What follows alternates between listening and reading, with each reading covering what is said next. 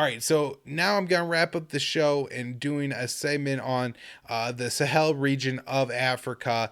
These are countries Mali, Burkina Faso, Niger, parts of Nigeria, Cameroon, and Chad, where there's been a large spike in violence following the U.S. war in Libya to overthrow Gaddafi in 2011, first spreading into Mali, but now spreading all over the region. And after the U.S. war in Libya, conflict broke out in Mali, and France got involved. And there's a great episode of this show from the past summer. The great Danny Sherjan comes on and explains Mali's role in the French Empire, French colonialism, and all of that, and why, the whole bad story of this war. So I don't want to get into that on today's show because it's like an hour-long conversation that I had with Danny, but please go back and listen to that episode if you're interested. But had this article from the Washington Post titled Biden mulled reducing support for France's military operations in Africa. Instead, it doubled down. And it goes into how the U.S. is operating drones, particularly over Mali, in support of French military operations in the area.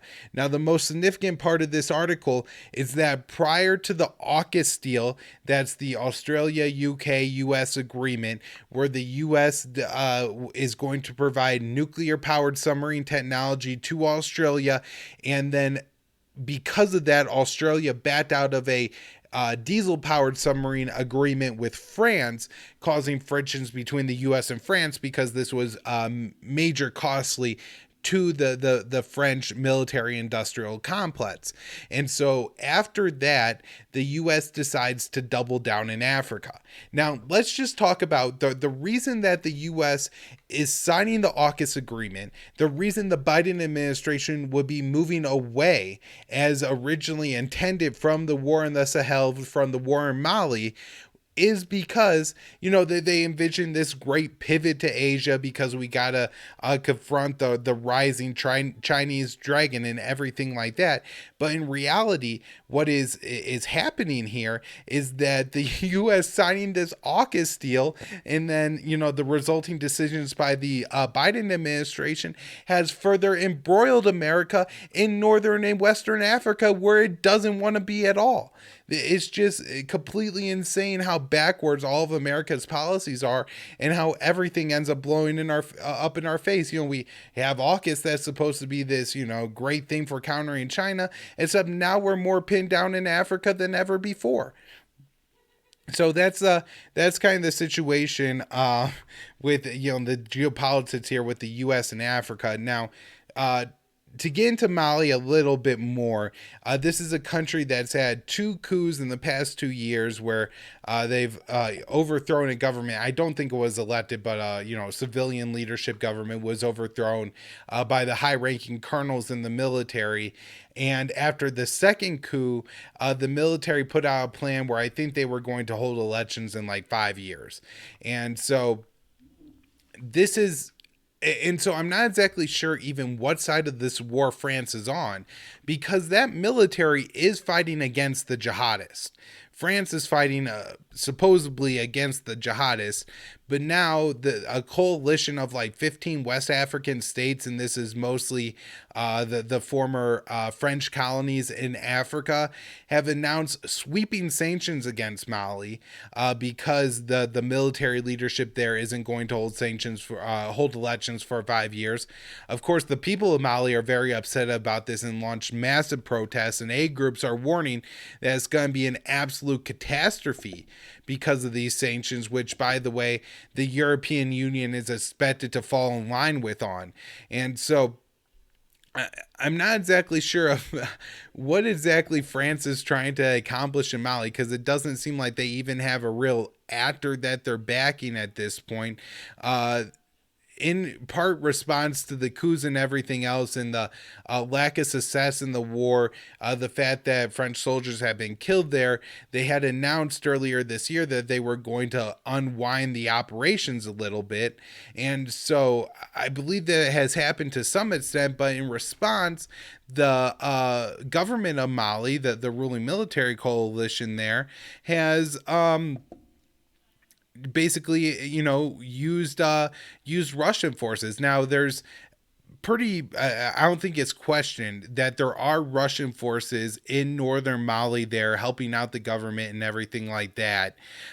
They say that they're just trainers, and that they're Russian uniformed soldiers. Now the West says that they are members of the Wagner group, this Russian military paramilitary group or mercenary group. Not quite sure how significant the deployments are or anything like that. Of course, the West is making a very big deal over it, so I'm just a little bit skeptical of how serious it is. But the government there is backed by Russia at this point, by Russian troops, and so I'm not clear if like France and Russia have found themselves on the same side of another conflict in Africa, and the U.S. is actually by the fact that we're helping the French, that we're now on the sides of the Russian too. I have some real questions about exactly who the hell France is fighting and backing in Mali, and by that that who the U.S. is fighting and backing in Mali. There's a lot of killing going on in Mali, civilians dying all the time, soldiers getting killed. 8 soldiers were killed right at the end of 2021. And then a couple weeks before that, there were actually 7 members of the UN peacekeeping force from Togo. So 7 Togolese forces were killed.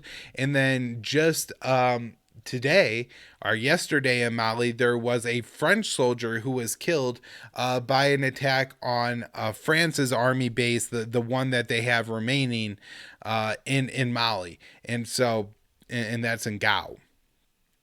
So a lot going on in Mali, and trying to keep up with it all and break it down in a way that's coherent, where I'm not just repeating what's reported in the Western media and everything like that. 2 more troop kind of announcements going on with Mali.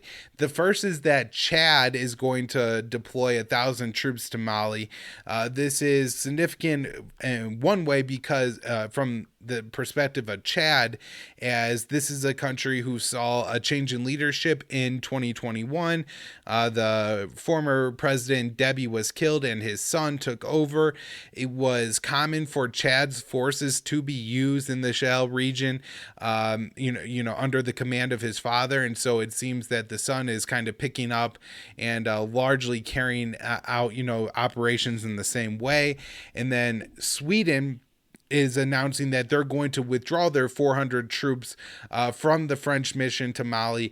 They have 150 troops there, I guess, just backing France, and then another 250 backing the UN mission to Mali. Although it's France is saying that this was always the scheduled plan for Sweden to remove their troops after 2 years, and maybe that's the case, but the mission obviously isn't done, and so Sweden leaving suggests that this isn't going very well, and maybe that these Western countries are running out of allies on the ground.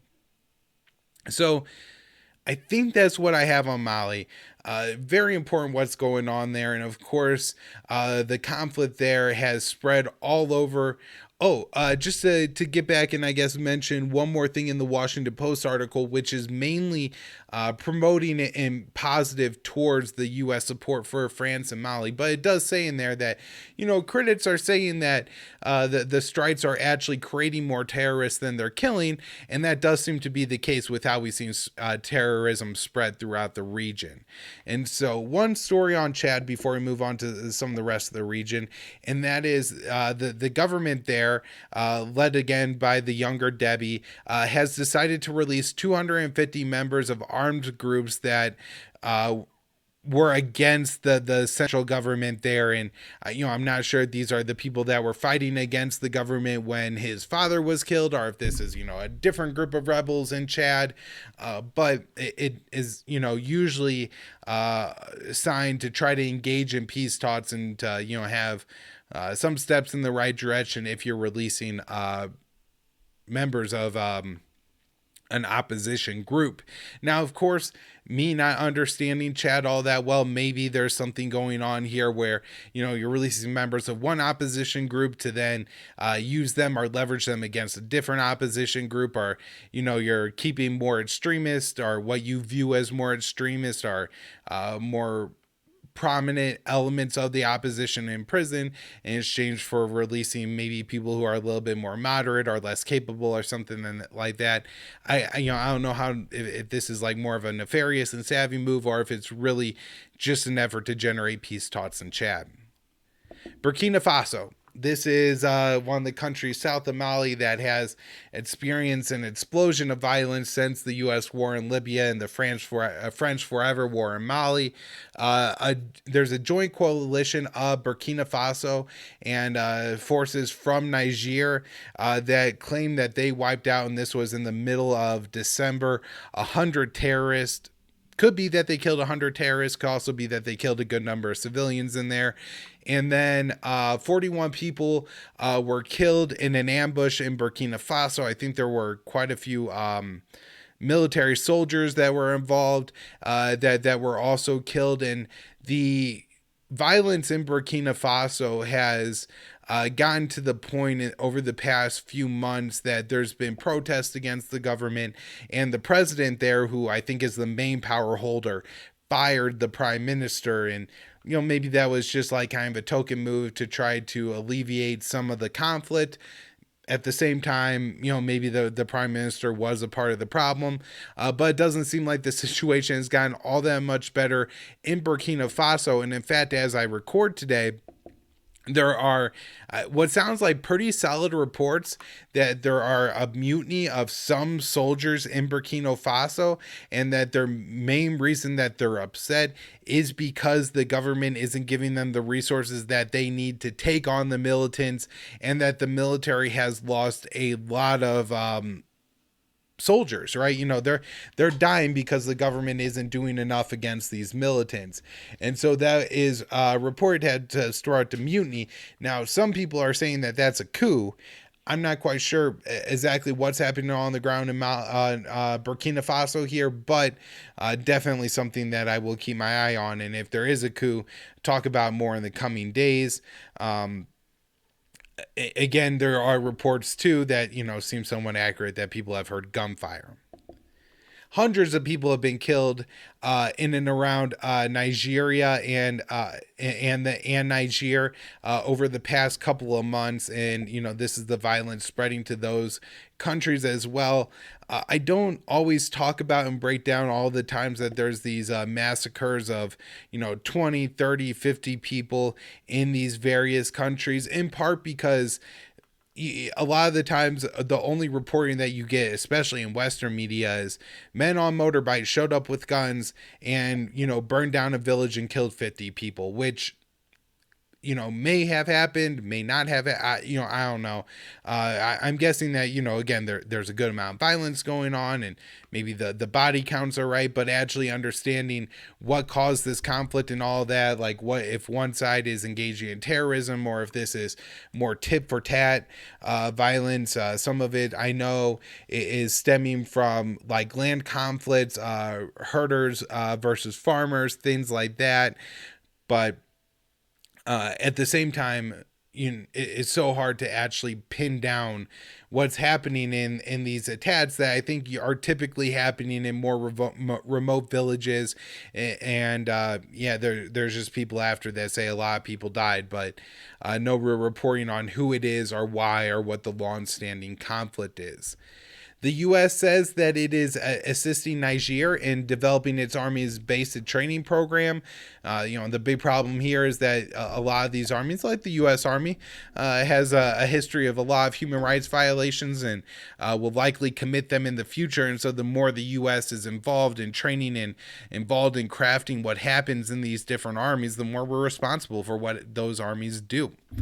And then the last story is in the very top of Cameroon, which is a part of the Sahel region of Africa, had 10 people at least killed in clashes, hundreds of people displaced. And, again, this is hard to really get into and try to figure out what's happening, other than the fact that, the violence has, from Libya, from the U.S. wars there, has spread all the way to Cameroon now, and it's just wreaking havoc on this region of the world. And so really happy that I finally got to that segment. I've been meaning to do it for quite a while, to talk about this region and what's happened, not just since the U.S. war there, but over the past couple of months. Finally found a little bit of time to do it today, and boy, with what's going on in Burkina Faso and Mali and everything like that, couldn't have been a more important time to talk about. And hopefully I'll continue to update in the future, because I do think that this violence is going to continue to get a little bit worse.